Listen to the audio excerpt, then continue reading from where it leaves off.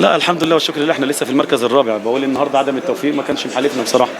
في ضاعت ضربه الجزاء في الجون اللي جه فينا عكسي. احنا كنا كسبانين الوداد وضيعنا اكتر من فرصه.